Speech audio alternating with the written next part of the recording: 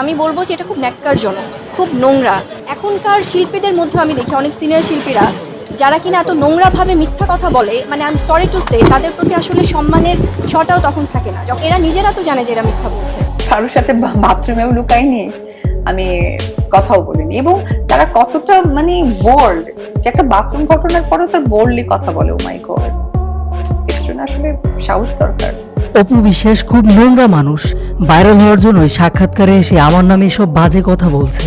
এবার ধুয়ে দেওয়ায় পাল্টা জবাবে অপু বিশ্বাসকে চরম অপমান করলেন বুবলি। সোশ্যাল মিডিয়াতে হয়তো আমি এটা নিয়ে কোনো উচ্চবাচ্য কখনো করিনি, কখনো কথা বলিনি বলে অনেকেই এটাকে সুযোগ হিসেবে নিচ্ছে। কারণ যেভাবে বিভিন্ন ধরনের কুরুচিপূর্ণ, নোংরা, মিথ্যা, ভিত্তিহীন, অনেক সময় অনেকে যে কোনো একটা কিছুতে সাক্ষাৎকারে একটা কিছু বলে দিলে ওটা নিয়ে আবার খুব চটকদার হেডলাইন দিয়ে নিউজ হচ্ছে। বাথরুমে ঢুকে লুকাতে পারবে, ওনারা ওনাদের লাইফ করতে পারবে, তার মধ্যে আমি ভাই কখনো যাইও নাই, আর আমার এগুলো ইচ্ছাও নাই। এগুলো আমার বিরক্ত লাগে। সম্প্রতি এক বেসরকারি টেলিভিশন চ্যানেলের সাক্ষাৎকারে এসে শবনম বুবলিকে ইচ্ছামতো ধুয়ে দেন অপু বিশ্বাস। বুবলির উদ্দেশ্যে অপু বিশ্বাস বলেন, আমি তো বুবলির মতো রাত 3টার সময় অন্যের বাথরুমে গিয়ে লুকাই না। এছাড়াও নানাভাবে সরাসরি নাম উল্লেখ করে বুবলিকে ধুয়ে দেন তিনি। এবার অবশেষে অপু বিশ্বাসের কথার জবাব দিলেন বুবলি। সম্প্রতি এক অ্যাওয়ার্ড অনুষ্ঠানে এসে গণমাধ্যমের সামনে মুখোমুখি হন শবনম বুবলি। এ সময় অপু বিশ্বাসকে নিয়ে বুবলি বলেন, ফিল্ম পলিটিক্স খুবই ন্যাক্কারজনক, খুবই নোংরা। আমাকে নামানোর জন্য অনেকে উঠে পড়ে লেগেছে। গত ঈদেও আমার 2টি সিনেমা মুক্তি পেয়েছে, এটা অনেকের সহ্য হচ্ছে না।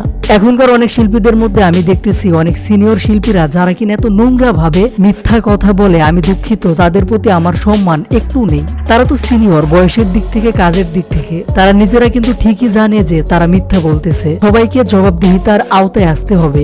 কথাগুলো যে অপু বিশ্বাসকে ইঙ্গিত করে বলেছেন বুবলি, তা বুঝতে বাকি নেই কারো। সামাজিক যোগাযোগ মাধ্যমে আমাকে সবচেয়ে বেশি সাইবার আক্রমণ করা হয়। আমি চাই এটার সঠিক বিচার হোক। বুবলি আরো বলেন, আপনারা সবাই দেখেছেন গত 6-7 বছর ধরে আমাকে যেভাবে সাইবার আক্রমণ করা হচ্ছে, মনে হয় আমাকেই সবচেয়ে বেশি আক্রমণ করা হয় সোশ্যাল মিডিয়াতে।